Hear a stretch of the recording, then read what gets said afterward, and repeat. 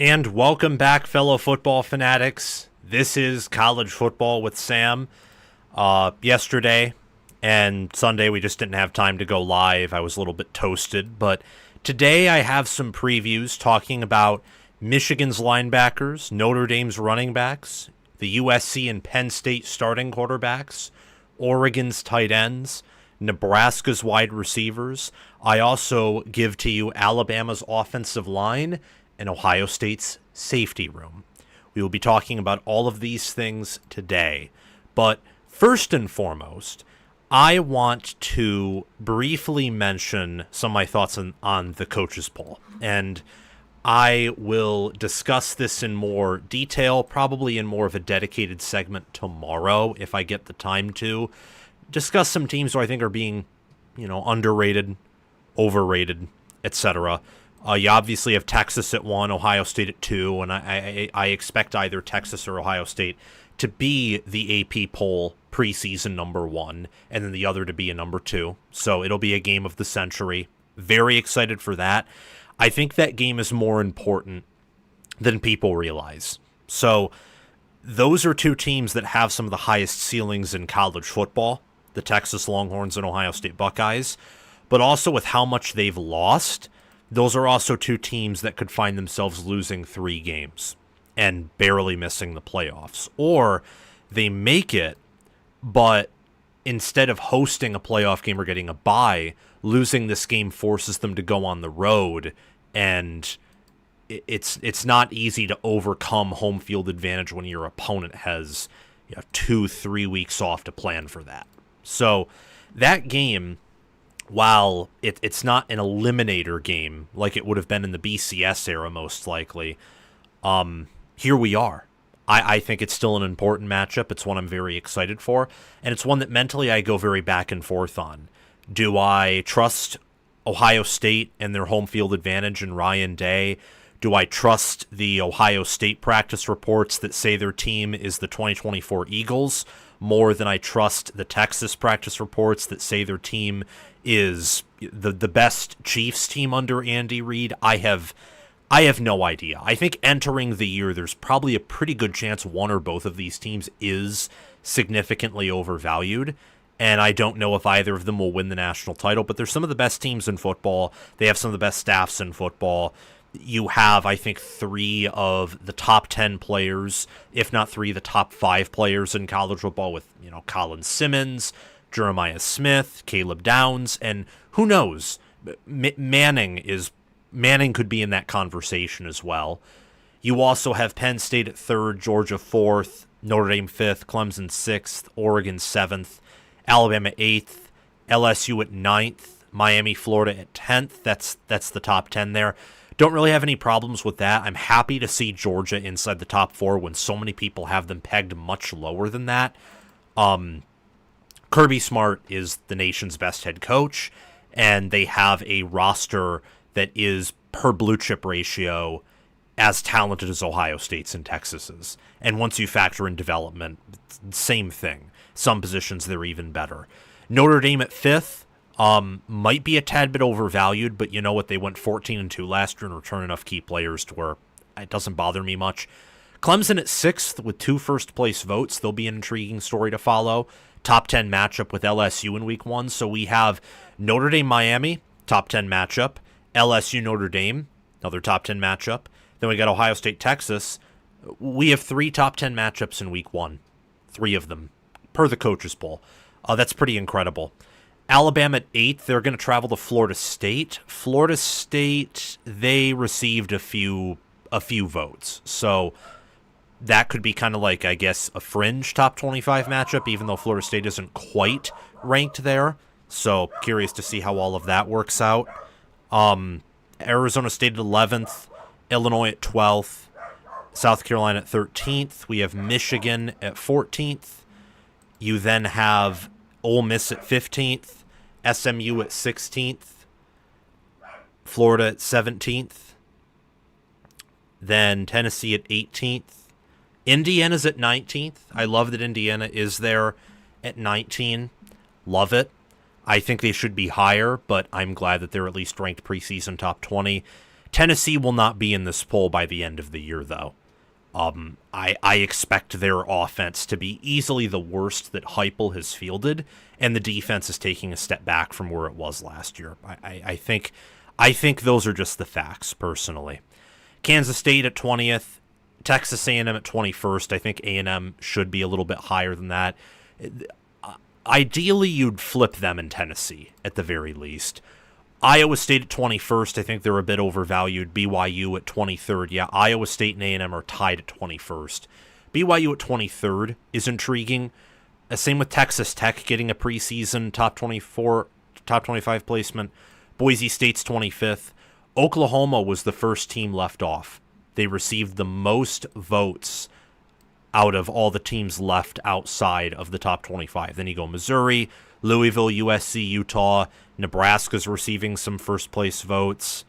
Look, I think that Nebraska, Oklahoma, Louisville, USC, and Utah, those 5 teams should be on here instead of, say, Boise State, Texas Tech, BYU, Iowa State, and Tennessee.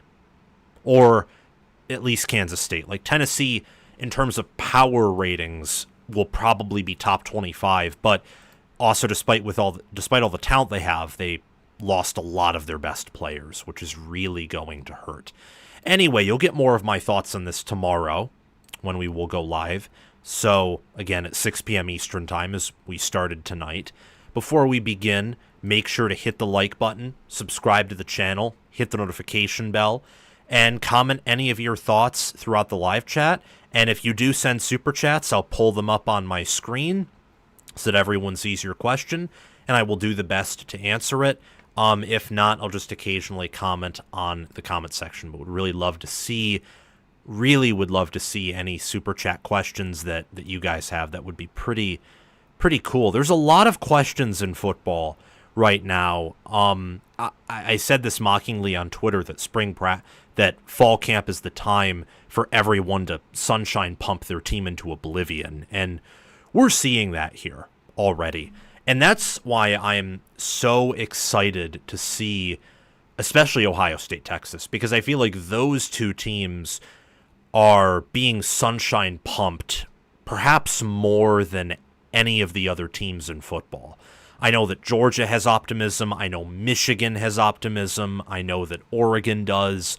Oklahoma might be close to those two, but Oklahoma sunshine pumping themselves means they're hyping themselves up to be playoff contenders. I don't think anyone inside of Oklahoma views them as a national title team.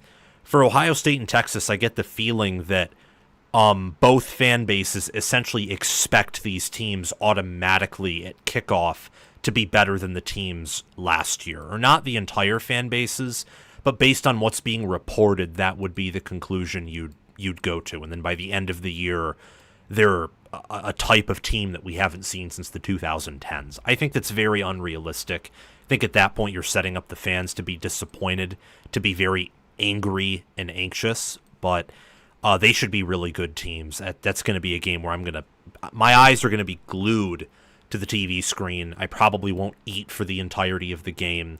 But anyway, let's get on with this, and I first and foremost want to preview the Alabama offensive line. That's where I really want to start with this. These segments should only be anywhere from 8 to 12 minutes long or so. Some will be shorter than others. This will probably be a longer segment because a starting offensive line is 5 players. Injuries happen on the O-line all the time, so we got to talk about the 2 deep here and there. So I want to dive in, and I want to talk about this. The Alabama Crimson Tide offensive line. Alabama's offensive line features several potential first-round players, especially tackle Caden Proctor. And they returned 3 starters from a unit last year that was up and down, but showcased a lot of talent, with Alabama running for 4.6 yards per carry and having an offense that, again, was up and down and inconsistent, but they played through a tough schedule, and more importantly than that, quarterback really didn't help their case because Jalen Milroe was not a fit for the Kalen DeBoer system. So how is this offensive line different from the 2024 offensive line, and what's its ceiling? who are its starters, who are the depth pieces that might be involved when injuries, with the schedule Alabama plays, and also with the fact that offensive line injuries are common, who are the depth pieces that will likely have to step up and who will get playing time on the field. We're going to talk about that here. This offensive line is interesting to me because of its sheer size. Everyone outside of center Parker Brailsford last year starting, whether they transferred in like Cam Dewberry, projected starting guard who transferred in, everyone is 320 pounds and at least 6'4", or larger or taller than that, outside of Parker Brailsford, who last year was 6'2", 290 pounds. So my opinion this season is that Penn State will have the best offensive line in the country. However, and this is a strong however, when I look at this unit, Penn State, for example, has actually a similar recruiting profile, but Penn State is not as big as this offensive line is. Penn State, intuitively, their average weight in the offensive line is probably 310 pounds. Vega Ione is about 330. Everyone else is in that mid-upper 300s except for center Nick Dawkins, who last year was just under 300 pounds. So Alabama has a few inches and 10 or 20 pounds on the Penn State offensive line. Recruiting is pretty similar, and that's really a credit to Penn State to be recruiting at an Alabama level on the offensive line. And they're not going to be but they're not going to have a freshman in Jackson Lloyd, who Alabama has projected in their two-deep rotation. They're not going to have a freshman there. So they have more experience total, but Alabama's just huge. It follows the mantra that really everything is bigger in the South. The bugs are bigger, the trees are bigger, the plant life is bigger, the cities are bigger, and you know what? Why wouldn't the people be bigger? That's what happens in warm weather. The crops are bigger. They have the growing season is longer, and you typically, you just have better weather. It's warmer. To a lot of people, it's better. I personally prefer the cold. I don't want to get too much on a tangent there, but the point being, they have a lot of meat there. They're going to force you to eat the pizza, whether you want to eat the pizza or not. And Parker Brailsford was outstanding at Washington when he had to fill in. The starting center at Washington got injured.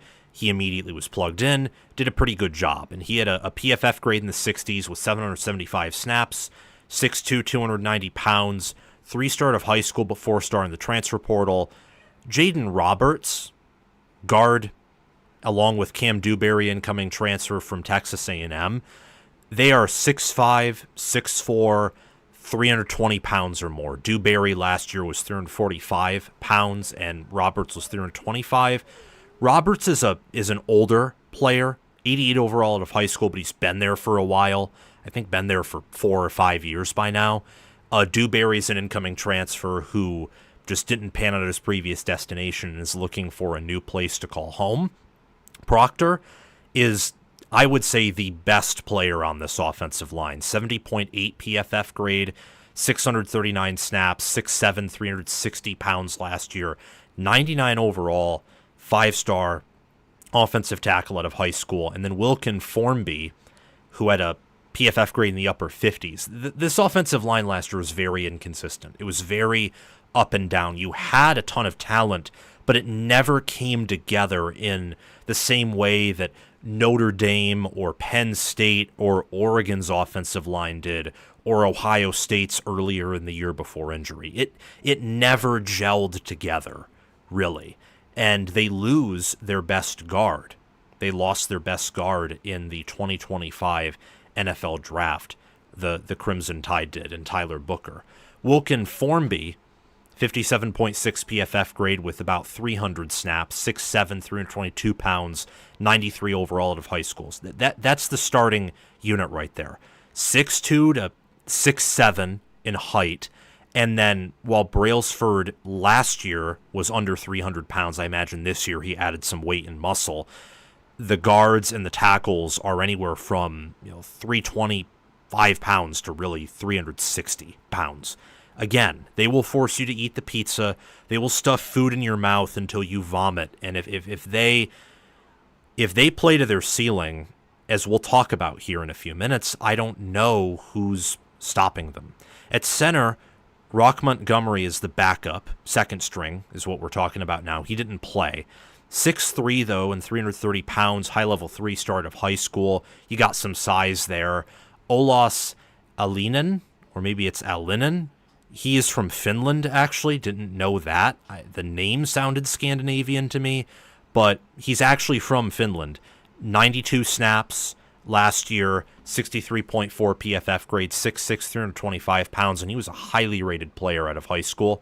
Gino Van DeMark, who's an older player, came over from Michigan State following his offensive line coach from there, Chris Kaplovich, who's the Alabama O-line coach. A PFF grade in the low 60s, 6'5", 325 pounds, 3-star out of high school. Jackson Lloyd and Arkel Anugwam are highly touted players out of high school, very highly touted. Jackson Lloyd, 96 overall, 318 pounds, 6'7", and then Arkel is an incoming transfer, 48.2 PFF grade, 100 snaps, and he transferred in from Ball State, 6'6", 328 pounds, was I don't even know if the PFF grade I actually have listed for him is correct. Let me check that.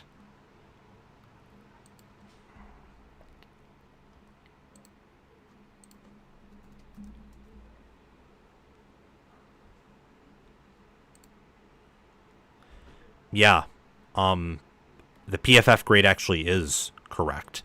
The overall grade wasn't. That was just kind of shocking to me. Like 6'6", 330 pounds, and then last year he didn't play all that much, and yet he is an incoming transfer. Sorry for the confusion, guys. That just struck me as strange. Yeah, he's an incoming transfer. Is he rated a 3-star just because he at least played fairly early? Is that why he's rated that high? That's certainly interesting. Yeah, I think I'm gonna go through this segment again, or at least cut that out and edit it. That's really interesting. But yeah, Alabama's offensive line I think is a pretty impressive unit. Yeah, Alinen is a sophomore, but they do have a true freshman there for sure. And yeah, Alabama's offensive line is huge. It's a huge offensive line. Someone in the chat commented the weight difference might be due to the schemes, as Penn State uses an outside zone as their base for the run game. While based off this, I assume Alabama runs more gap-heavy schemes. Let me know if I'm wrong. I am not that advanced. Wish I was that advanced, but sadly, I am not. Okay, yeah, so we're going to move on here just because I had to pause there, and I got that. I don't know how I missed that rating. I guess I got distracted by something while editing this, but we'll move on, talk about some of the other position groups here. The Michigan linebackers, I think, should be a pretty fun position to talk about because there is a lot of talent there, and I'm excited to see how they play on the field. They didn't play well last year, but as the year advanced and they adapted to the scheme more and Martindale began to simplify it, they had a good impact, I thought. So yeah, we can discuss that after I get this.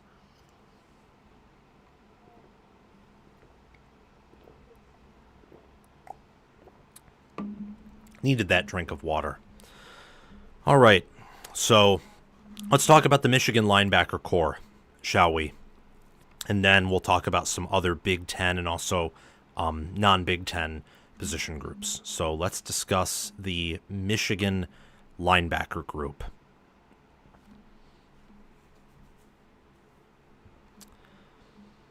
The Michigan Wolverines returned 2 starters in their linebacker core, Jayden Barham and Ernest Hausman, and they have several players on their depth chart in their second string and third string linebacker group that I think can contribute and step up this year. Michigan's linebackers helped the Wolverines to only allow 3.1 rushing yards per carry last year.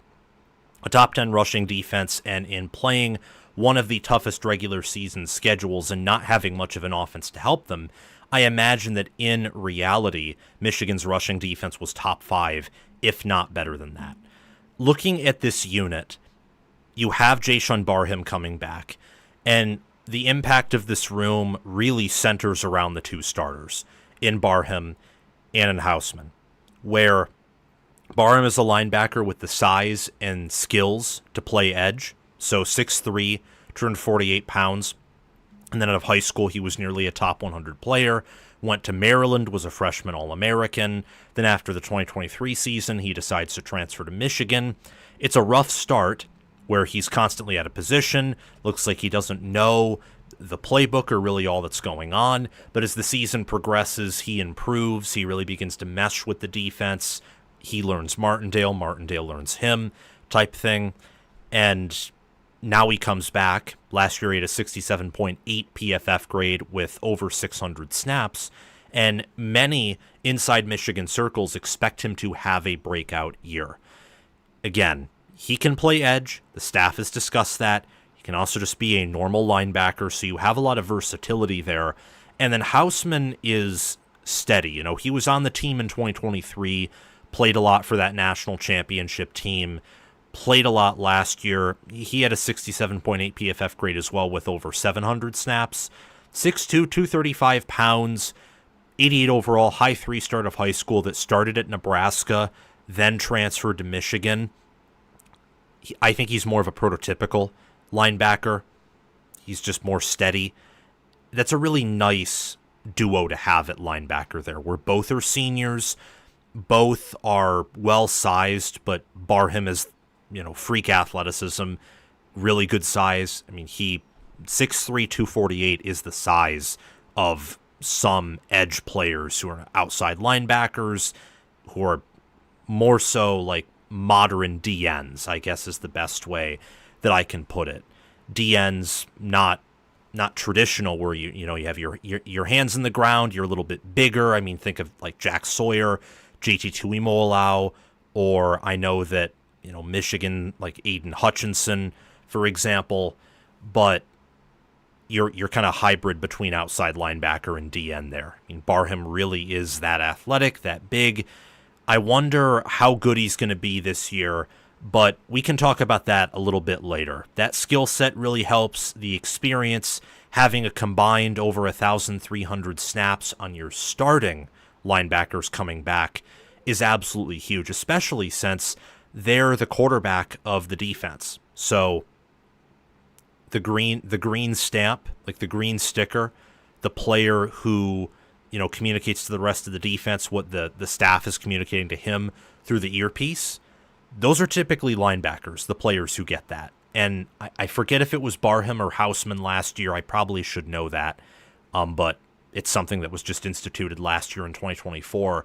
It's nice to have the same guy who was making adjustments to the defense and commanding the defense on the field.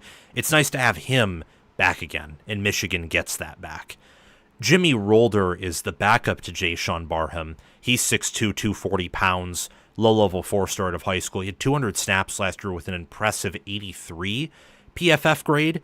Definitely adds depth. He's a senior, so after this year, Michigan may have to look to the portal to get a starting caliber linebacker, because losing 3 of your top 3 linebackers after 1 year is something that most teams, if not any team in the modern era, could just recover from like that. Pretty bad snap there. But Michigan this year has a plethora of depth, a lot of snaps returning, a lot of experience, and also a lot of talent. You get Cole Sullivan and Troy Bowles are also some names to look at, along with Jayden Hood. Sullivan and Bowles had limited snaps. Both are, above 6 foot, above 220 pounds. Bowles was rated highly out of high school, not rated highly in the portal. Sullivan was rated as a high-level 3-star in his high school recruiting class. The leadership, the skill set, the depth is something that should make Michigan fans optimistic about this unit, and they pile on the defensive line as well. So think about this. Michigan's defensive line does not have Mason Graham or Kenneth Grant anymore, nor Josiah Stewart. They'll probably take a step back in 3 of 4 of their starting defensive line positions. Their starting D-line won't be as good. I can say that with confidence. However, Martindale and Michigan's defense have been pretty clear that they think they can rotate 10 guys. Very adamant in that. So you're getting into rotating through your 3rd string defensive line. A lot of depth there. A lot of depth for Michigan. I think especially at defensive tackle, they have a ton of depth. And they also have plenty of quality there, too, along with the defensive end position. D-end's just not as stacked as D-tackle is, in my mind, with capable, playable, impactful bodies. They're going to be up there, and they're going to be fresh almost all the time with how much players they have. And then behind them, you have 3 Big Ten caliber linebackers, and if someone breaks out, maybe you have 4 or more. And Barham and Houseman are veterans. They're athletic, especially Barham on that front, and they can just pile onto what the defensive line does. And now that they've gotten better at being in position, learning the playbook, that now that you have some cohesion on the defense, more cohesion on this defense than you did last year's defense, I think that the defensive front has the potential to maybe be better overall, although I wouldn't go that far. I don't think you will have the same low floor that you did early last year, where if teams were able to get past the defensive line, well, it was home run hitting, where the defensive line was elite, but linebacker and defensive back struggled mightily. We're not talking about defensive back here, but linebacker should be better, and that will help the defensive line. In run defense, in pass rush, pass defense, we'll see.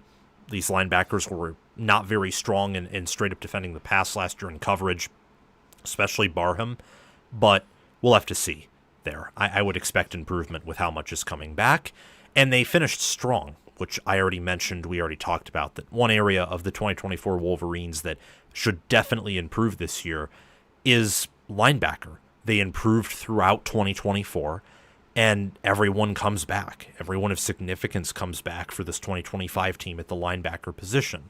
So that's interesting. It's a good sign.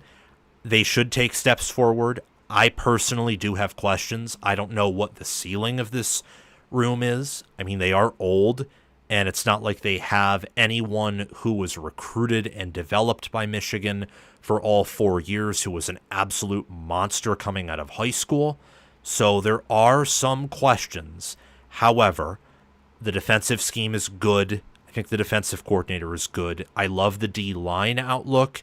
DB should be better. Again, you don't have Will Johnson, but Michigan played most of the season without Will Johnson. And everyone comes back at linebacker. You're starting 2, and then your backup who had the most contribution last year, your strongest backup. They come back. So the experience and depth, I'd say, almost guarantee improvement here. And when you look at the schedule, I talked about this with Michigan's defensive line in a different segment. Who on this schedule is going to have an offensive line or running backs who, or heck, I'd even say tight ends. We can even mention tight ends. That might be a different story because I don't think this group is as good at pass coverage as they are at just straight up tackling or pass rush. But look at the schedule. You got New Mexico, Oklahoma, Central Michigan, Nebraska, Wisconsin, USC, Washington, Michigan State, Purdue, Northwestern, Maryland, and Ohio State. Ohio State, they're probably the only team that has the running back, tight end, and if their scouting reports are correct on the offensive line, which we'll just have to see there. If so, that's probably the only team outside of maybe Nebraska or USC that has that trifecta to really cause problems for this room. And Ohio State, even if their offensive line isn't up to where Ohio State's fall camp says they are, you have Max Clare, their backup tight ends are good, and by week 14, their running backs should be pretty great. Nebraska, love their running backs, love their starting receivers, although they're going to be more so matched up against Michigan's 5 defensive backs that are on the field. In relationship to offensive lines in not running the football, but in pass protection, Barham, because he's going to be the blitzing linebacker, I'd say that Barham's ceiling is incredibly high.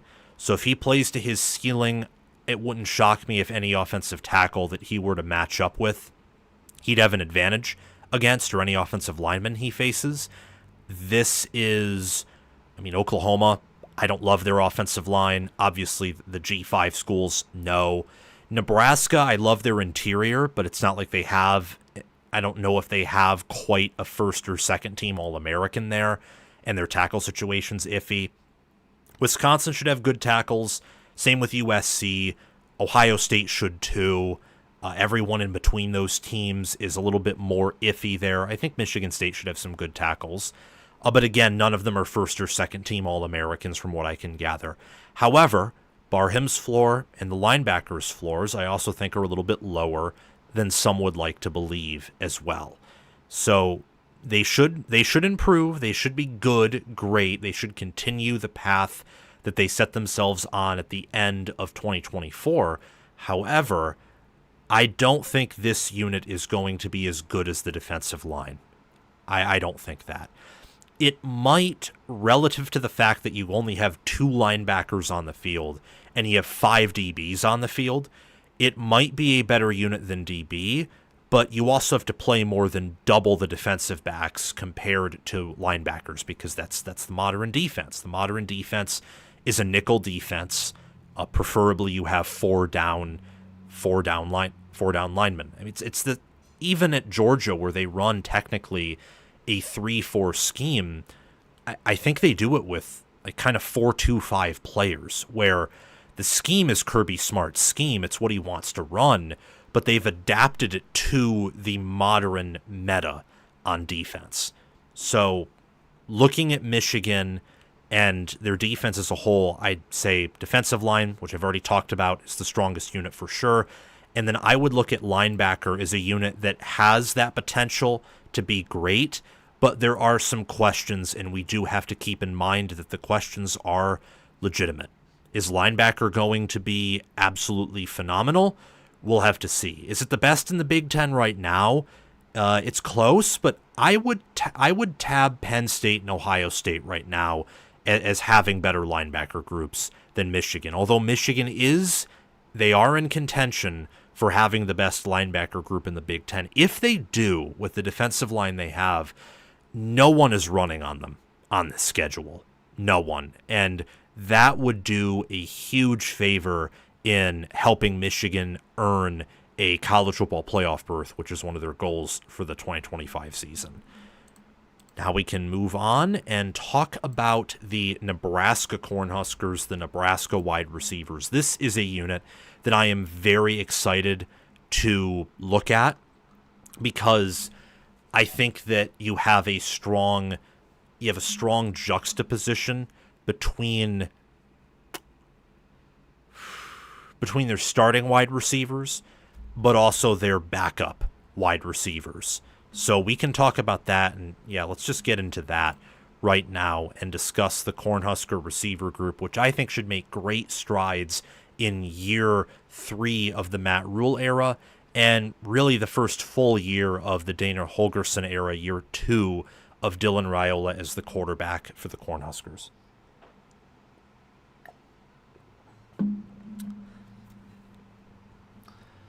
Nebraska's wide receiver room in 2024 was so shaky that I can count in my head two plays where Nebraska should have had a touchdown, one-on-one possession catch in the end zone, and it turned into an interception. The most notable of all of those was Illinois, when Torrey Cox snatched the ball out of, I believe it was Isaiah Nayer's hands, or maybe it was the other wide receiver, the Wake Forest transfer Jamal Banks. But Nebraska's wide receivers did not live up to the expectations that Matt Rule has established, and that's why they brought in some more wide receiver transfers. That's why they got rid of McGuire and then hired Da'Keil Shorts, brought him in from Kentucky to be their wide receivers coach. And that's also why they brought in Dana Holgorsen. Matt Rule brought him in the middle of the year on a bye week in early November. They brought him in. They said, hey, we need your services immediately because we need to go bowling, and with Marcus Satterfield calling our plays, that's not going to happen. And then they showed some improvements against USC. They crushed Wisconsin, lost in a very close game against Iowa where probably 8 times out of 10 they win. But every given Saturday, we know how college football works. Iowa, that one day, the only game, the one game that mattered, they won. Then Nebraska won their bowl game. Dylan Raiola comes back. They've retooled the offensive line. I love Nebraska's outlook overall in offense. I really, really love it. Looking at this wide receiver group, they brought in Dane Key and Neziah Hunter. Janiran Bonner, who was a fullback in year one for Matt Rule, was a receiver last year, is going to be a receiver again. And they have 2 freshmen who I imagine, given the state of their current depth chart, could see playing time. Cortez Mills, and then running back out of high school, but transitioning to a wide receiver right now in Isaiah Mosey. So Dane Key had 719 receiving yards last year, averaged 15.2 yards per reception and 2 touchdowns with a 79.3 PFF grade, 6'3", 210 pounds as of last year, and he was a 4-star out of high school, number 1 overall recruit in Kentucky. Kentucky's going through some, I would say, they're going through some obvious makeover, some changes. I don't think all of them are in the good sense.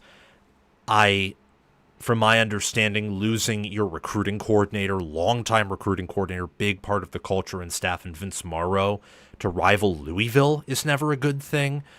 Rough times in Kentucky right now. And if not for Mark Stoops' massive contract, the way the team played last year would have probably led to his firing. That was a very uninspired, bad effort. They had Gavin Wimsatt, Cutter Boley, and Brock Vandegrift as their quarterbacks throughout the year. Horrific quarterback room. Nebraska doesn't have that. As long as Raiola is healthy, I think this coming year they will be a top 25. They'll have a top 25 quarterback on an offense that should also be top 25. I mean, when you have Dane Key and then Ja'Cory Barney Jr. and then Neziah Hunter, I think that helps a lot. This starting receiver core, Key, Barney Jr., and Hunter, are among one of the better starting wide receiver trios, I think, in the Big Ten. Barney had 447 yards last year, averaged 8.1 yards per reception, had no touchdowns, but a 73.7 PFF grade, 170 pounds, 6 foot, high 3-star out of high school. Hunter was a 4-star out of high school at 6'2", 210 pounds, 578 receiving yards, 14.4 yards per reception, and 5 receiving touchdowns. He had a PFF grade also in the low 70s. I would give this room, just as a straight-up grade relative to the rest of college football, intuitively just an A- right there. So low 90s. Maybe that's too generous. Maybe it's a B+, or maybe if everything pans out and Raiola is amazing and Holgorsen is too, you probably have some upside to get to an A. It's not going to be Clemson. It's not going to be Ohio State. It's not going to be Auburn or probably even Alabama. But the tier below that, Nebraska, at least their starting receivers could contend for that. I mean, these receivers, they are big, they are athletic, they are fast. Barney was a freshman last year, so I think with a better wide receivers coach in Shorts compared to McGuire, you're going to see a big leap from him this year. At least you should. That's what should happen with better play calling, with now double the time in the strength and conditioning unit being coached up there, with a better developmental coach, positional coach, and Teal Shorts, you should see a big leap from him year 1 to year 2. I'd expect that. Dane Key and Hunter should put up better numbers because while Hunter had an awesome quarterback in Mendoza, Mendoza really didn't have an offensive line, and I don't think Cal's coaching is quite as good as Nebraska's. In fact, I know for a fact that's not the case. And then Dane Key, again, had no quarterback at Kentucky. Wouldn't shock me at all if he was a 1,000-yard receiver, especially since he's playing with an easier schedule, with a better supporting cast, with a better coaching staff. And even though he's changing rosters, so he transferred, obviously, and sometimes transfers don't always pan out, he has the same receivers coach. So there at least is some continuity with him. Where this room is not in contention to be an A+ is really with their depth. So we talked about Ohio State and how Ohio State, obviously with Hartline, is just insane. They're a factory. No one else is like them, but not just because they have Jeremiah Smith. It's also the depth that they have.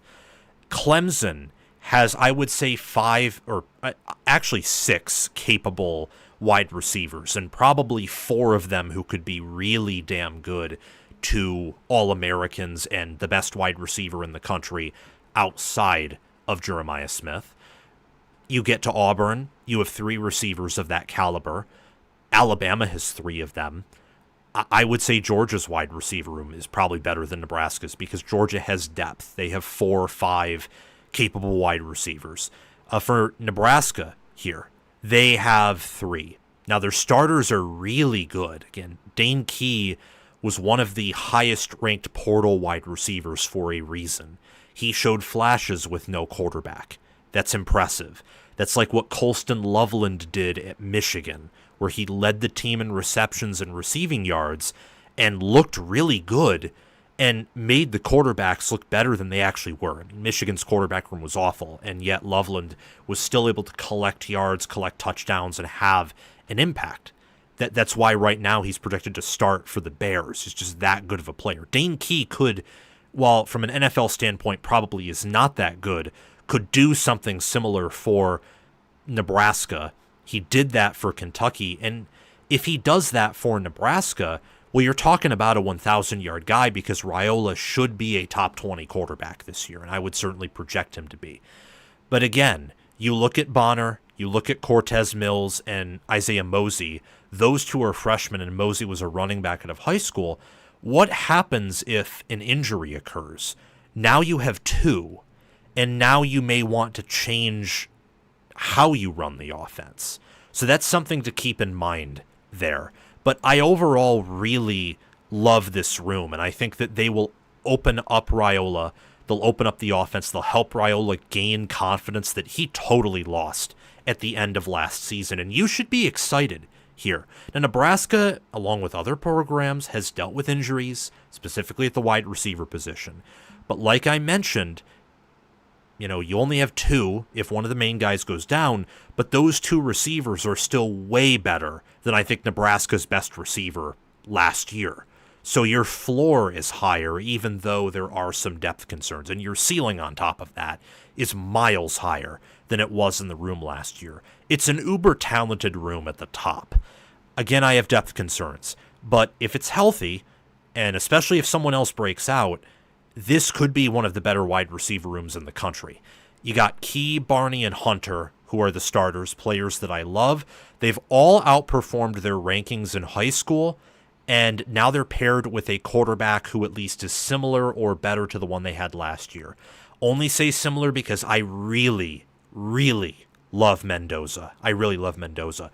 But Raiola will have a much better offensive line and play caller this year than Mendoza had at Cal last year, so that will also help Neziah Hunter out a lot.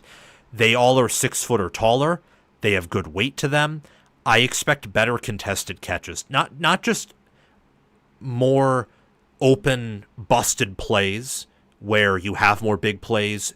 Your deep shots show up consistently in Big Ten play, not just against UTEP. But I expect one-on-one balls to actually come down, and that should be very exciting because then you go from a punt and losing momentum and your defense losing ground. You go from that ultimately to getting points. to keeping the opposing offense off the field, and therefore winning games, sometimes winning close games. Sometimes winning a close game comes down to making an insane play, a great throw where you kind of just have to heave it, but you place it in the best possible position to where only your guy can have it, and he catches it, and he brings it down, a contested catch. So that's going to have an impact in a positive direction for the Cornhuskers. And then, last but not least here, not many defensive backs could wrap them up. I think Penn State on the schedule could and will, but who else does? Look at the schedule here. We have Cincinnati. Is Cincinnati's wide receivers, are they, or not wide receivers, but they're defensive backs. Forgot what side of the ball I was talking about there for a bit. Are their defensive backs going to cover these receivers? I don't think so. Akron, Houston Christian, no. Michigan's could, but do we know that for sure? I don't. Off the Week 5 bye, Michigan State, I don't think their DBs will. Maryland's probably not. Minnesota's could. Like, none of these guys are getting past Parrish, but Minnesota has 5 DBs out there, as the usual defense does. I'm sure that 1 or 2 or 3 of those DBs are gettable by this wide receiver core. Northwestern, good defensive back room, but same applies, and they do not have anyone close to Coy Parrish. USC, they have Kamari Ramsey, DJ Harvey, and some other nice players, but again, this wide receiver room isn't just above average or good. It should be great if healthy. So I imagine they can find plays against that defense.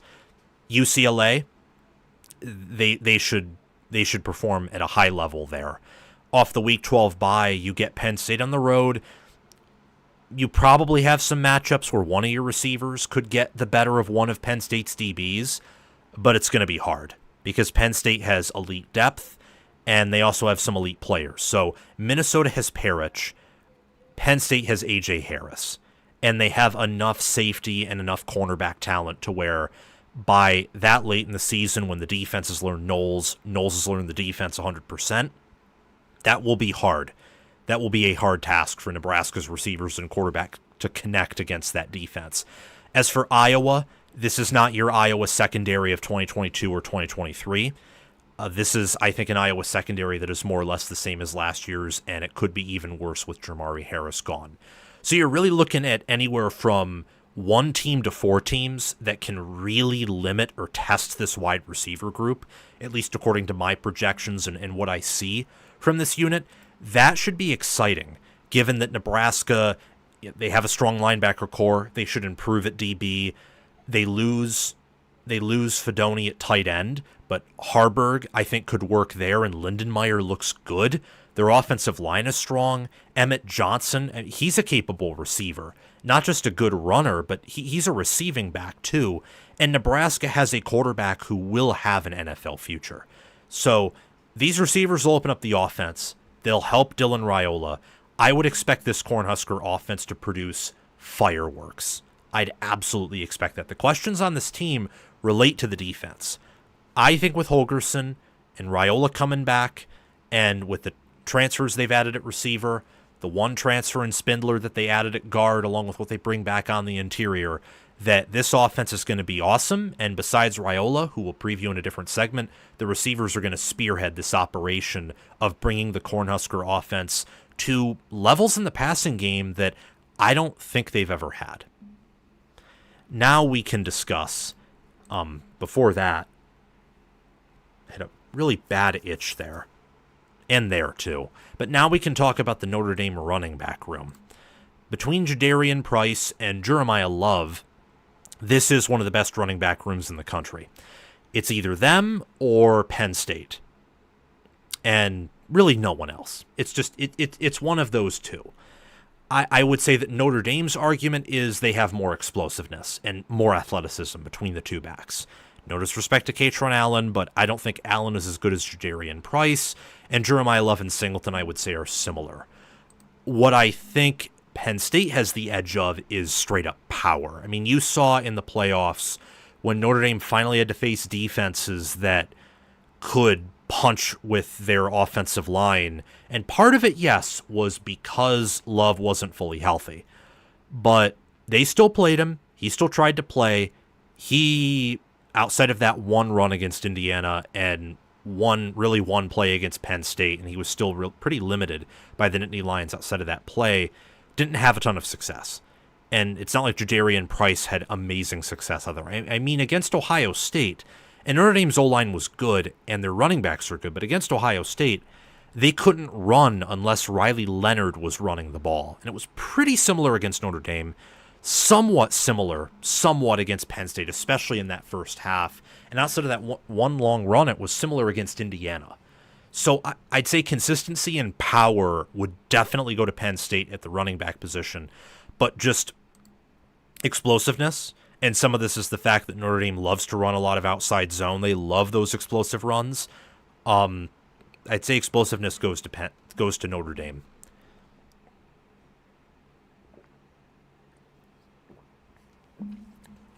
Got a little Michigan State mug here. I love this mug. But let's talk about Notre Dame's running back room. The Notre Dame Fighting Irish returned 3 of their 3-deep running backs from last year. So Jeremiah Love, Jadarian Price, Aeneas Williams. And they helped Notre Dame run for nearly 6 yards per carry. 5.7 yards per carry to be exact. And they had 45 rushing touchdowns last year. I didn't have that written down, but that's just such an insane number that I couldn't ignore that. I know it's in 16 games, which that tied with Ohio State, Penn State, Texas, that's the most games outside of maybe one of those BYU teams that played under Lavelle Edwards. I think there was one team that played in 15 games. I don't know about 16, though. 16 games is a lot, especially for a college football roster. And yet, Notre Dame still, they were able to put up a good effort. They powered through injuries. They played the national championship game. And their rushing offense, especially in the regular season, was awesome.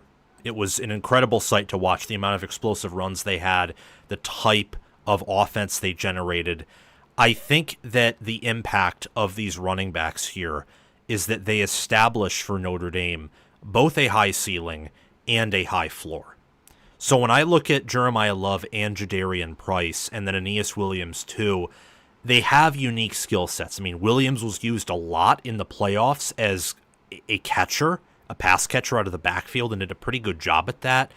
And then Jeremiah Love and Jadarian Price are both extremely athletic, both very explosive, more so known for their explosivity than power, but they do have power and grit, as I think they showed in the playoffs. And keep in mind, by the playoffs, they were playing behind an offensive line that was really beginning to fall apart. I think especially in that final game, Ohio State's run defense was one of the best, if not the best run defenses in America. However, I mean, they were really reeling by the end of the season. I mean, in that Orange Bowl, I think both Notre Dame and Penn State really kicked each other's rear. I think that Penn State did it in the trenches, and I think Notre Dame did it to Penn State mentally and then through the air. And it was that game right there is where I think I gained more admiration from Notre Dame, for Notre Dame than ever before. And that's because they were down 10-0, and it looked like Penn State was totally the better team and much more dominant, and that they had much better energy. And yet Notre Dame fought.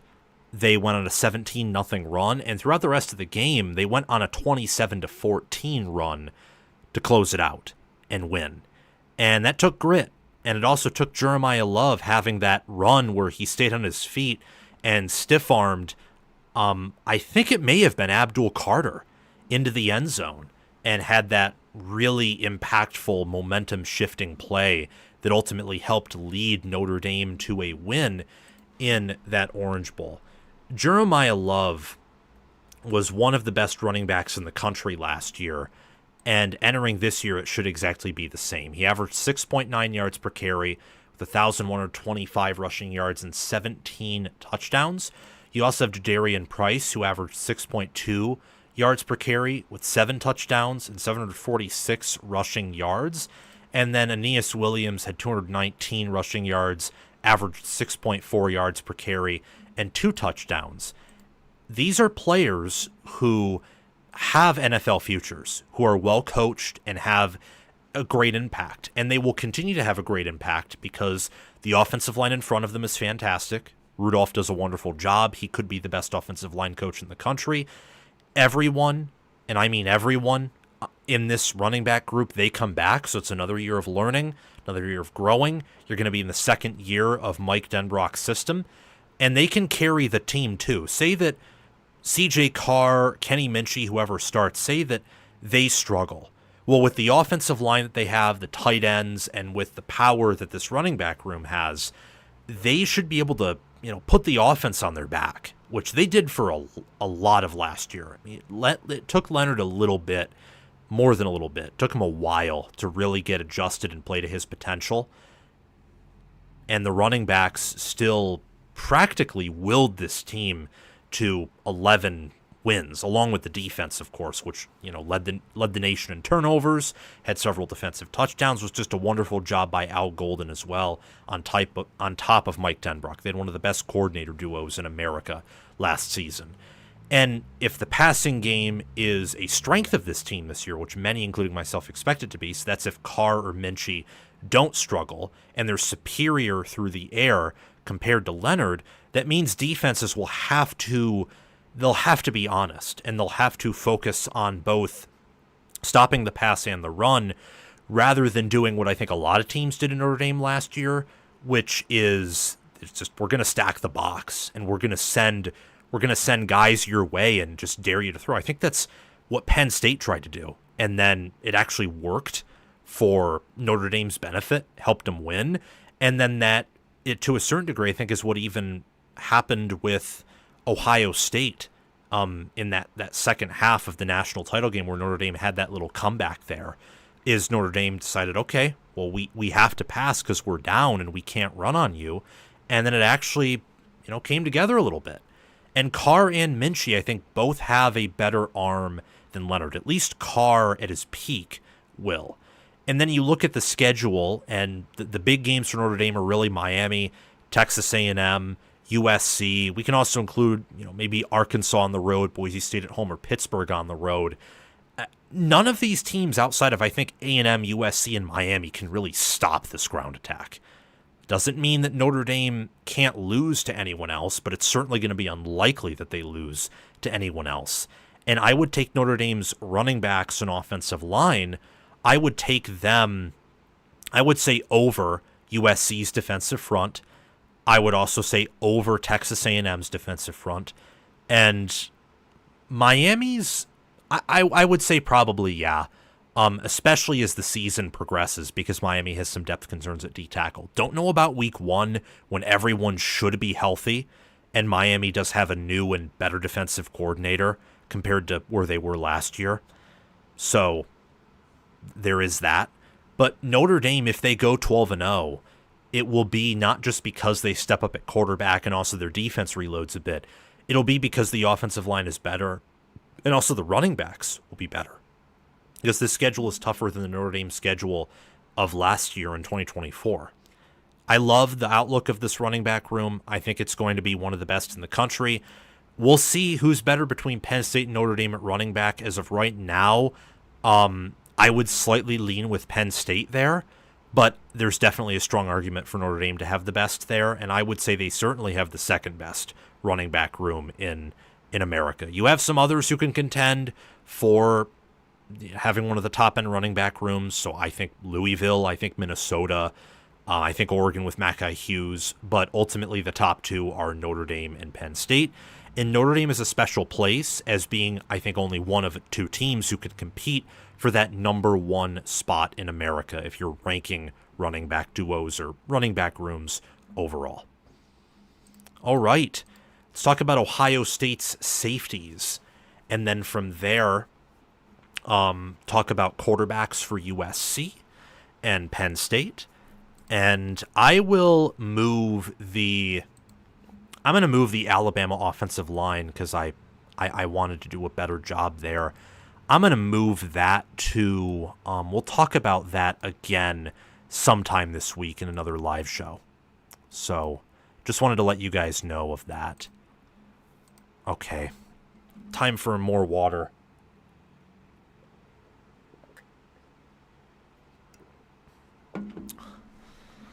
Okay.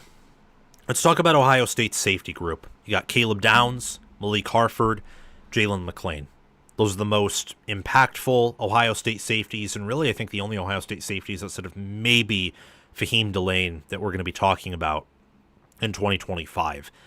This unit could be the best in America yet again, despite losing an All-American in Lathan Ransom, and also I'd say an All-American caliber player in Jordan Hancock. They return Caleb Downs, the number one defensive player in America, and these safeties last year for the Buckeyes played a key role in setting up the number one defense of 2024. Jim Knowles and the Silver Bullets, they transformed the image of Ohio State. I mean, Ohio State for parts of the Ryan Day era was known as this team that was all offense, and in 2021, after that, it felt like, well, maybe defense is a little bit optional. And then Ryan Day brings in Jim Knowles, and they begin to recruit and develop better on the defensive side of the football. And that all culminates in 2 years in a row, post C.J. Stroud, where Ohio State's defense is the best side of the ball. And the safeties, both years, were actually a huge part of that. Ransom was really good in 23. Proctor was too, an older sixth-year player at that point. And then in 2024, you got Caleb Downs, Lathan Ransom, and they moved Jordan Hancock to nickel and really treat him as a safety, playing a 4-2-5, where instead of having 3 corner-type players, you have 3 safety-type players. It was the number one defense in America last year. It was a really phenomenal unit.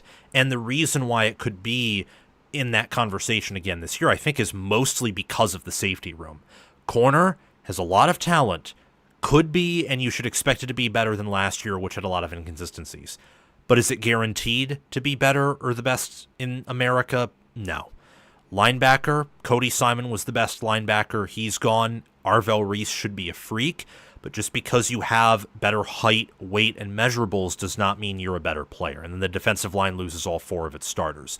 Safety returns its best player, and you have Hartford and McClain, who I think have good size and length to them, and received glowing grades from Pro Football Focus, and overall played at a high level in the limited amount of snaps that they got.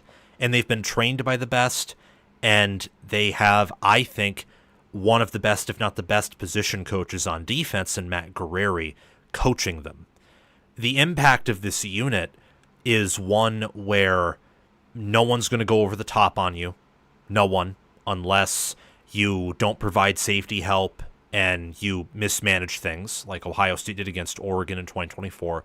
But that was a one-off, and we obviously saw Ohio State correct themselves after that game. Teams aren't going to go over the top on you. At least most of them aren't. And if they do, it will be because they have amazing wide receivers, and corner is once again inconsistent. You also have to think about the defense making big plays. And Downs with 2 interceptions last year, I believe 6 passes defended, half a sack, 81 tackles, just being everywhere, really getting to roam at his free safety position. You have to think that the defense can generate big plays, especially with this Patricia defense.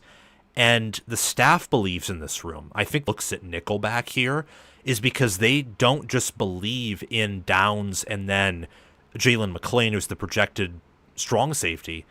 They believe in the depth there.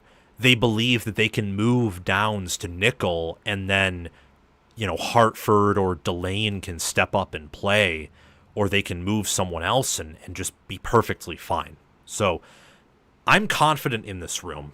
I'm, in fact, so confident that I am going to say right now that this unit will reload. Now, will it be as good as last year's safety room at the end of the year? I'm not going to say that, but they will be close. I think that Downs is a surefire top 10 pick after this season. 6 foot, 205 pounds, 5-star of high school, is projected in some mock drafts to be a top 5 pick, which for a safety is crazy, but when you are that good, you take your chances. 15 tackles and 1 pass defended is what Jalen McLean had last year, and Malik Hartford had 8 tackles and a pass defended. McLean had a PFF grade 88, so that's pretty good. That's among the best in America right there. You then have Malik Hartford, who had a 77.2 PFF grade.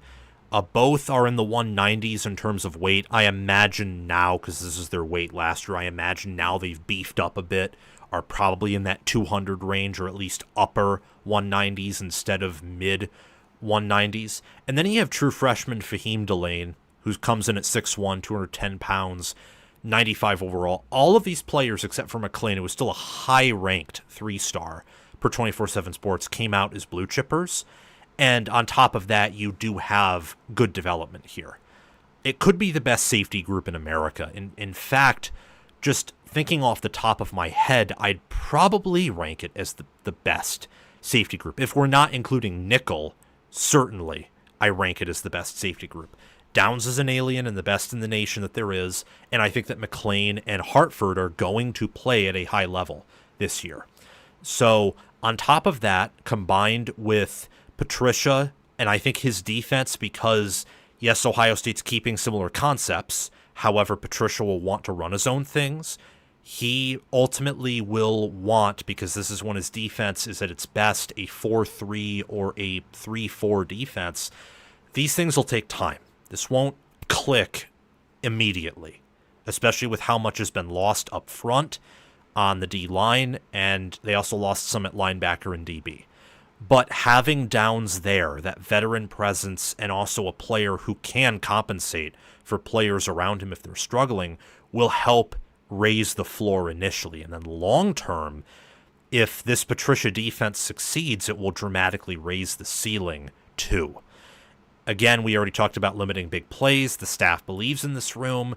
The safeties were the best in America last year, so this group has been mentored by them, and Guerreri, I think, is one of the better safety coaches in the country. And then you look at the schedule that Ohio State has and the wide receivers that they will be playing. Downs isn't going to be directly beaten by anyone, and if he does, it's going to be a rarity because everyone makes mistakes. Texas, they have Ryan Wingo and DeAndre Moore, who could maybe cause issues to the younger safeties or the DB room overall, but I'd like to think that with Downs and the talent they have in this room, that they're going to be one of the better performing, if not maybe the best performing unit on defense basically every week, no matter who they play. I mean, Michigan's wide receivers aren't going to do anything against the safety group. I mean, Michigan hasn't won 4 straight because of their wide receiver play at all. It's either been quarterback, O-line, running back, or defense. Receiver hasn't had anything to do with it. If Penn State wins this year, receiver could play a part in it, but will that be because they're constantly beating the safeties? I don't think so. And then you look at outside of those 3 games, which honestly, Ohio State's season, I would say, is probably a 3 or 4 game season. Like, how do you handle traveling out to Washington if they're hot? And then the Penn State, Texas, and Michigan games.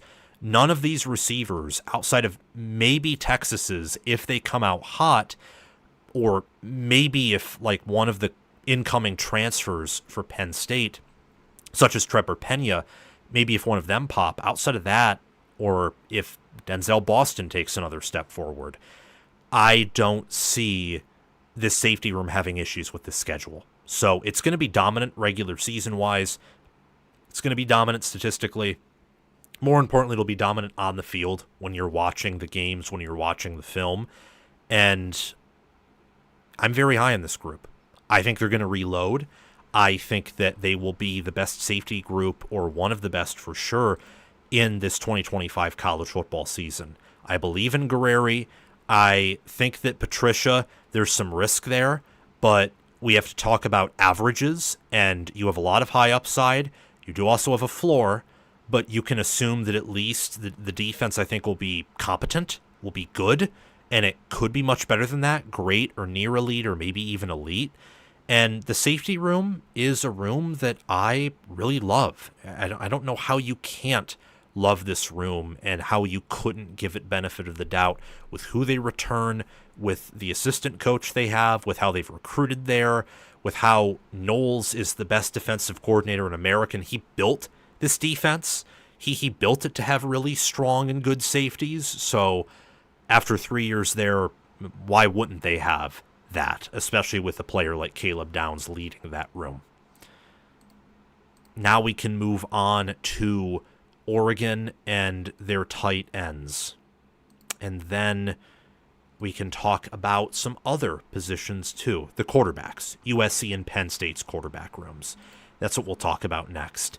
If any of you have any super chats, any questions that you want me to answer, make sure to let me know.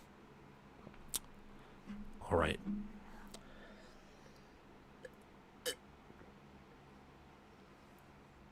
All right. Let me see what the chat's saying here. It's really just a few people talking constantly back and forth, which, ML, Boomer Sooner to you too. Oregon's tight end group is fascinating because on one hand, I think that Oregon in general has a lot of questions, especially relating to depth this year, and the tight end group kind of symbolizes that, where you have a proven player in Sadiq, you have Jamari Johnson, who I think is good but isn't exactly uber proven, and then after that you don't really have anyone who's proven, and it's kind of emblematic of the team. And then at the same time, I think to myself, but they're so athletic, and Sadiq is so proven, where you have more proof here than at many other rooms that this unit is going to succeed. And Oregon's been recruiting at an insane, and I mean an insane clip. They have been. I mean, if they add, I would say 2 or 3 more commits who are 4 stars or a 5-star in their 2026 class and sign that will be the highest quality class and will have a good enough quality to maybe be one of the best overall classes in America. And they signed the best Big Ten class last season in terms of quality. And once you factored in the portal, it was the best overall. Could that be the case again this season? I don't know with USC and just the sheer size of their class, but it could be close for sure. So let's talk about this Oregon tight end room, which has a lot of upside to it, and also a new player in Jamari Johnson. Kenyon Sadiq is the best tight end in college football. I think it's between him and Ohio State's Max Clare. And the athleticism that Sadiq provides, the fluidity, the fact that he's just had, I think, it's very close between him and Clare. You really can pick your poison.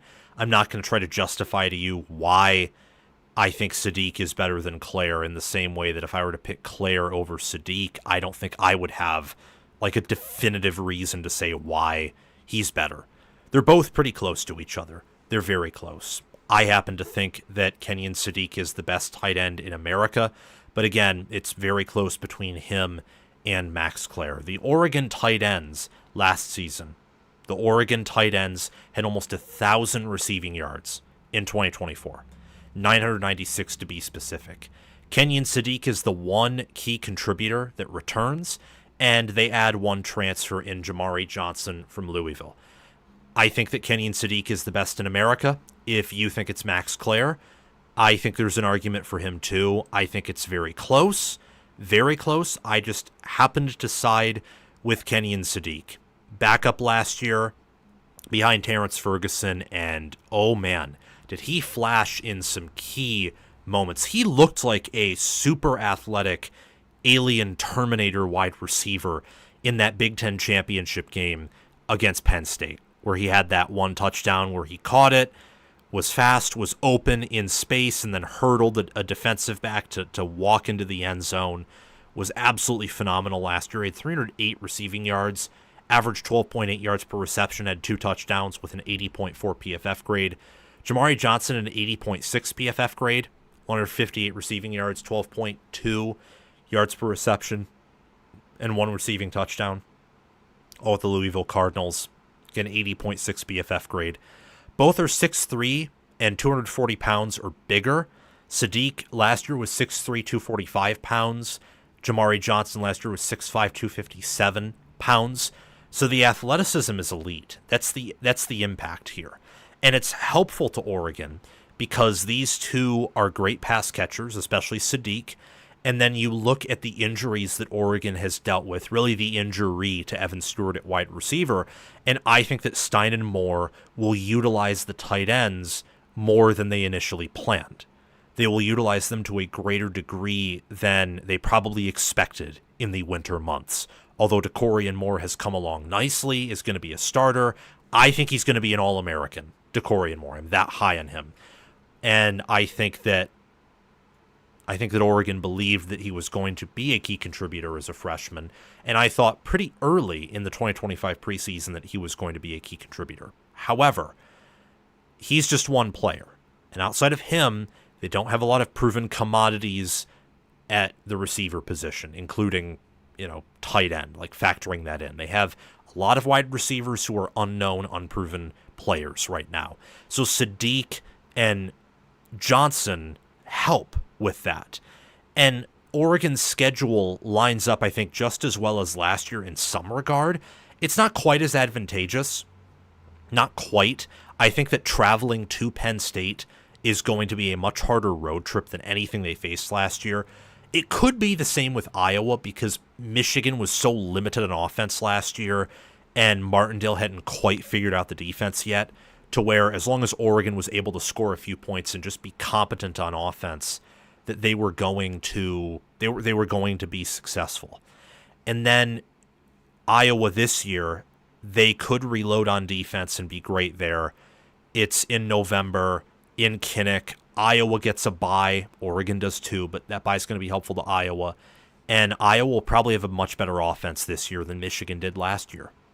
You have Washington on the road. Washington they could be a better team than anyone Oregon played on the road last season. Rutgers could be a similar caliber team to Wisconsin last year, and that was almost a loss. The good news is I don't think any of these linebacker groups outside of maybe Penn State's can really do all that much against these tight ends. Same with the safeties. And even then, we saw Sadiq get the best of the Penn State defense last year. Jim Knowles and that unit should improve because of Knowles and their returning production, but Sadiq comes back, and Stein comes back, so I'd expect tight end this year for Oregon, even with the loss of Ferguson, with Johnson coming in, Sadiq having another year, they should be better there. They should completely reload at the tight end position, and it should help them win football games this year. I mean, when you have the size, the athleticism, the natural talent, and then on top of that, a schemer in Will Stein, who is one of the best in America, a talented quarterback in Dante Moore, and an offensive line that at least for the start of the year should help carry the load of the offense some. Depth for the offensive line isn't amazing, but it's not for really anyone, I would say, in America right now, except for probably Notre Dame and Penn State. I love this unit. I do. I think that this is a unit that will actually win Oregon some games, because I do think Oregon will be engaged in close games this year, much like last year. I, as I've said before, do not think they'll beat Penn State, but I do think some of those road games against Rutgers or Iowa or Washington, or I could see USC late in November being a close game. I could see Wisconsin or Indiana, since it's October, not quite November. Maybe it's taking a little bit more time for this team to figure themselves out than anticipated. I could see close games being played all across this schedule, even some of them at home. And the tight ends will help this team win most, if not all of those, and then pull away when they need to. Oregon is very fortunate, very blessed, and should give themselves, to a certain degree, a little bit of a pat on the back for getting a player like Kenyon Sadiq and then also earning the commitment of Jamari Johnson in the transfer portal. This is a very impactful room. I think it's the best tight end room in America. If not, if you want to argue that, say, Ohio State's is better, or that Georgia, with all they bring back, is better, or maybe that Texas's Jack Endries is just going to have a breakout year and be phenomenal, I'll hear it. But as of right now, I would side with Oregon to take that step and to have the best tight end group, at least key contributing tight end group in America. All right. Now we can talk about Penn State.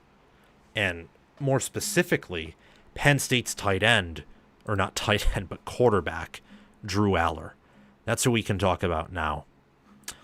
Let me see what people are looking at here. Dan Lanning saying Wisconsin is the toughest stadium to play in the Big Ten is laughable. I think part of that is... I honestly think part of that is probably trying to get in Penn State's head a little bit. Lanning has done that before. It's part of the reason why they beat Ohio State last year. Lanning was willing to go out on huge limbs that could have destroyed his team or could have helped them beat Ohio State in a close game. He opted to go with the riskier path. I mean, that guy look at Ohio State last year, doing that rule where he, had 12 men on the field to burn a play and burn some time. And he's like, yeah, it's worth the 5 yards. The onside kick, constantly getting the crowd hyped up. I mean, that team with Lanning is not going to be afraid to say a piece of mind. It's not going to be afraid to at all. And also, Lanning has never played in Beaver Stadium before. And Camp Randall, because they played at night in Camp Randall. Camp Randall is a scary place to play at night. I mean, I would imagine, ask 2016 Ohio State when they went to Camp Randall and played at night, and it was tough. At one point, Wisconsin was up double digits on that future playoff Ohio State team. I mean, ask Day in 2023 when they played Wisconsin, and I bet you he'd tell you that was a tough place to play. I bet you he'd tell you that. But let's move on. Let's talk about Drew Aller, and let's talk about Penn State. Do you believe in Drew Aller? I do, but I know not everyone does, and I understand why you would not. I get that. Drew Aller, against top 25 opponents, has been very disappointing, and that's probably putting it kindly. Last year, though, he did improve quite drastically from where he was the prior season.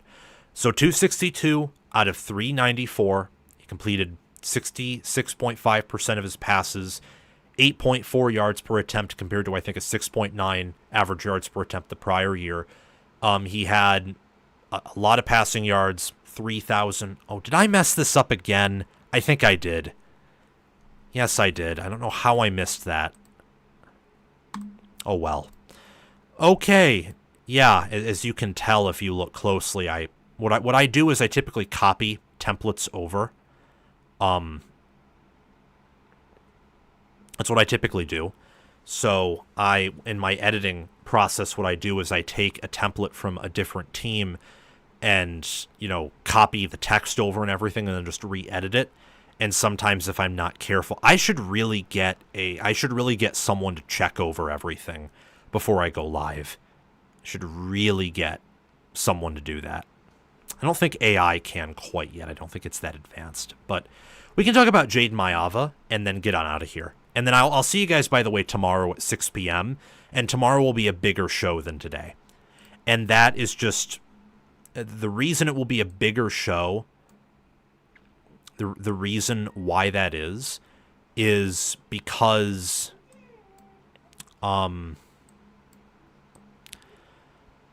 it's just going to be a bigger show because I have more time. This is my final week of class, so there is a lot on my mind. If I'm being totally honest, there is a ton on my mind. But after this week, there should be, I'd say, more consistency. So next week, for example, you'll definitely see me live. It'll be all Sunday, Monday, Tuesday, Wednesday, Thursday. You won't have a show like I did last Thursday, or maybe it was Friday. No, it was Thursday. You won't have a show like that where I was trying to do like 15 topics in a show, or maybe it'll be close to that, but never over that. You won't have these super duper big shows. And the reasoning behind that is just because I don't want to be live for 3 hours every time. That, especially since I'm trying to record other things that are outside the shows, and I haven't been able to get to that recently. But let's talk about Jayden Maiava. I think Lincoln Riley's potentially next NFL quarterback, and then get on out of here. So Jayden Maiava started in a few games for USC last season after Lincoln Riley decided to bench Miller Moss, and then Miller Moss entered the transfer portal. Jayden Maiava stepped up to the table, and he went 2-1 as a starter. He played against Nebraska, won 28-20, threw a pick six, but also had some amazing throws that only I think he or some other really fantastic players could make. He played against UCLA, respectable, wasn't awesome, but helped his team to victory, 19-13. And then against Notre Dame, 2 pick sixes. So in 3 of his starts, he threw 3 pick sixes overall, but he also threw for a plethora of touchdowns, was really carving up that Notre Dame secondary right until that fourth quarter when they finally figured him out a bit. And I don't even know if it was that. I think part of it was Notre Dame was ahead for the whole game, and then USC would catch up, and then Notre Dame would pull ahead. And when you have that cat and mouse game of the, mouse pulls away and the cat catches up, but then immediately when he catches up, the mouse pulls away again, and you're timed, you get to feel that pressure at the end if you're the cat where I actually have to catch him now and hold on to him and then kill him. And if I don't in this time frame, then I fold. And Notre Dame was a very mentally tough team last year. USC was not, as we can probably see from all the meltdowns they had. Not saying they weren't tough. They didn't have aspects of mental toughness, but they were not tough in the way that USC should expect, in the way that they should have been. So when I look at Jayden Maiava, I ask myself, well, how can he be Lincoln Riley's next NFL quarterback? Because that's going to be the secret sauce that gets Riley and USC to figure out offense again. Because last year the offense was a mess by Riley standards. Well, what you do is you maximize his upside, and more importantly than that, you limit the turnovers. So if you can't limit the turnovers, you then simplify the playbook. You minimize his weak spots, things that are hard for him. You maximize what's easy. Sounds pretty simple. It sounds pretty intuitive, but that's not what everyone does. There are definitely coaches and there are definitely coordinators who force things down their players that their players aren't capable of. I mean, look at now Washington defensive coordinator Ryan Walters. Like, he did that to his defense. He didn't adapt to them. He kind of shoved things down their throat, and it resulted in producing awful defenses and him getting fired.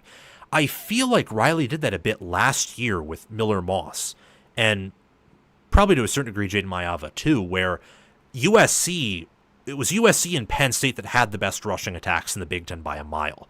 Neither of them at Ohio State's rushing offense overall in terms of peak potential, because Henderson and Judkins were that good, but they had a better overall ground attack because their offensive lines were more stable and they were better.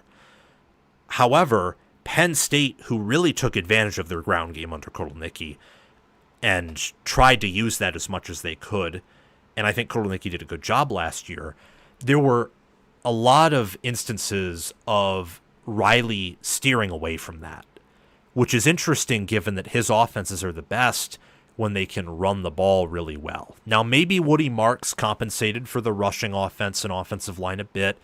He was a tackle buster. He trucked through defenders constantly last year.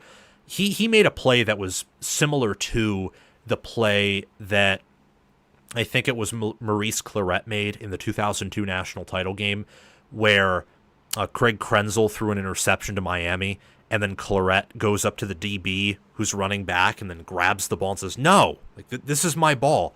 And he just wrestles it out and gives Ohio State another chance. And that was a play that helped them win that national title game, where they went 14-0 and had a really phenomenal, really awesome season. under Jim Tressel in Ohio State. Woody Marks was that type of player. He had all the energy. He had everything that you wanted. The energy, the athleticism, the fight, the passion, the heart, the mind. Just wonderful. It's going to be harder to replace him as a starter than some outside observers might think. And it felt like at times that maybe him and Joyner and Jackson weren't utilized a lot. That's, again, just my perspective. So that is how Maiava, if he doesn't improve, could be minimized. However, his upside is clear. I mean, against Notre Dame and Nebraska, he threw some passes with wonderful touch. I mean, there was this one play where this Nebraska defender, it looked like he was going to pick it off, and he jumped. I think he timed the jump pretty well, but the throw was just high enough with just good enough touch and ball placement to where, I forget if it was Jacoby Lane or Hudson or who it was. It's one of their possession receivers. I think it was Jacoby Lane, catches it in the end zone. There was another play where he was able to hit Deuce Robinson, and it was a really nice pass and then a really nice catch by Robinson, now a Florida State wide receiver. And against Notre Dame, he was balling out until that fourth quarter and flinging it all across the field. Like, the upside is clear. And what helps is that Notre Dame as a game, and that's probably going to be, outside of Oregon and maybe Michigan, the hardest game. But it's also a rivalry game, and I'd say it's an important game too. I mean, if USC wants to get into the playoffs, they're going to have to win 10 games with this schedule. And winning a big non-conference game like that would help a ton. And it's a revenge spot. It's a momentum spot. I think that could be a program-changing game for USC here. The good news is that game isn't until Week 8.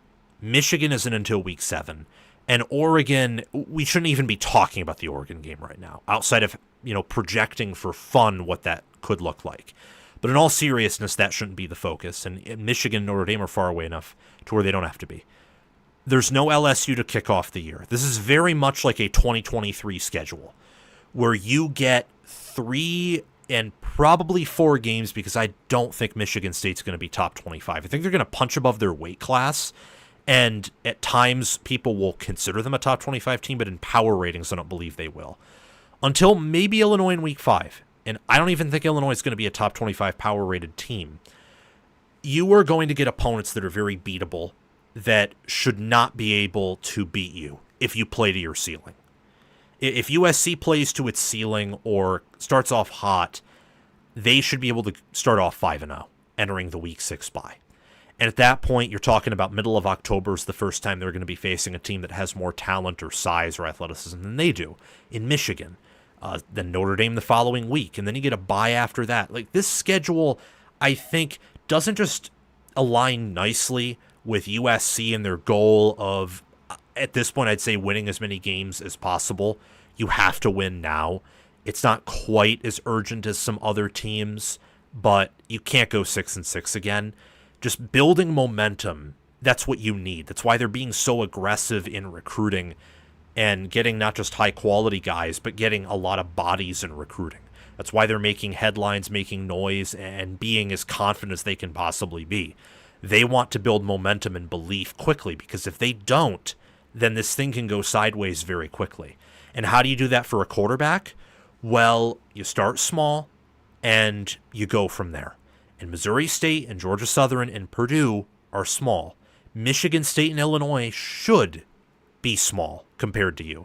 I say should because they have good enough players to where there's a world where those are challenging games, and it's not because USC's bad again, it's because those teams are both good. But the odds of both of them reaching that standpoint is improbable, to say the least. I think that Maiava has an excellent supporting cast, which should help his progression. And he also has started in several games, too. I mean, he played against UCLA and Notre Dame, who are USC's chief rivals, and against good defenses. Nebraska had a top 25 defense last year. Notre Dame had a top 10, top 5 defense. So that's very helpful. I mean, when you have Jacoby Lane, when you have Makai Lemon, Jacoby Lane caught more than 10 touchdowns last year. Makai Lemon is going to be a 1,000-yard receiver and I think an All-American this year. when you have an offensive line where, especially if DJ Wingfield is eligible, but I also think they've coached and developed at an okay to good level there, and you have the running backs you do with Waymon Jordan, Brian Jackson, and Eli Sanders, and all the tight ends come back, I like this offense. It should be a better offense than last year, and Maiava should play a big part in that. Last but not least, he fits the mold of a Lincoln Riley quarterback better than Miller Moss did. 101 of 169 last year, completed about 60% of his throws, 1,201 passing yards, 11 touchdowns, 6 picks, averaged 7.1 yards per attempt, and his QBR was in the 70s. He was thrown into the fire a little bit, and he came out alive. And that speaks to something. I mean, Miller Moss started off the year with, I would say honestly, an easier slate. There wasn't as much pressure. There wasn't as much negativity. There was more optimism. Got to play in some of the easier games. And as the year went on, he slowly but surely wore down. Now I know he played in triple the amount of games that Maiava did. But Maiava went through the fire, and he survived. And he fits the mold of a Riley quarterback more, where most Riley quarterbacks, if not all of them, in his history, have been more mobile than Miller Moss. So that, I think, says something. The fact that Riley got him in the portal entering 2024 says something, too, where he saw a flash, he saw talent there, and I think they're going to take advantage of it. I think he's going to take a step forward this year. I think he will start the year off as one of the best quarterbacks in the Big Ten. Now, long-term, with how talented the Big Ten quarterbacks are, and the fact that, look, Maiava's he's probably not as talented as Julian Sayin, Dante Moore, Dylan Raiola, Bryce Underwood, and Drew Aller. So, long-term, he might fall outside of that top third or top 5 Big Ten quarterbacks. But I think to start the year, he will be up there. And he will be a top 20, top 15 quarterback this season. The Big Ten is a strong quarterback conference in 2025. And unlike last year, where I think they disappointed at the quarterback position, I think USC is going to impress college football with its quarterback play for this fall. And that's it. That's it right there. These 6 segments will be out tomorrow. I think I'm going to release all of them tomorrow, release most of them tomorrow, because the following shows are going to be 10, 15, or maybe even, not going to promise anything, but maybe even more topics. So we have a lot of content coming out, whole lot of them, and yeah, I'm excited for the future of this channel. Apologies about the Alabama offensive line and also the Penn State quarterback situation. Apologies about that. I probably could have went through them and most wouldn't have noticed, but I honestly just tired today, and I don't like things not being perfect. So that's something I'll probably have to deal with in the regular season, but right now, we're still establishing ourselves here and just wanting people to know that we're live weekly and not that we're live like every day of the week, as it'll be close to that in the regular season. I'm okay with that. So we'll see you tomorrow. I'll talk about Drew Aller tomorrow, and also talk about the Alabama offensive line on Thursday. There's plenty to talk about tomorrow, plenty to talk about Thursday. I mean, heck, I might even do, if I can edit the way that I can, you'll see what I'm talking about tomorrow. So I'll see you guys soon. Peace, and have a great day.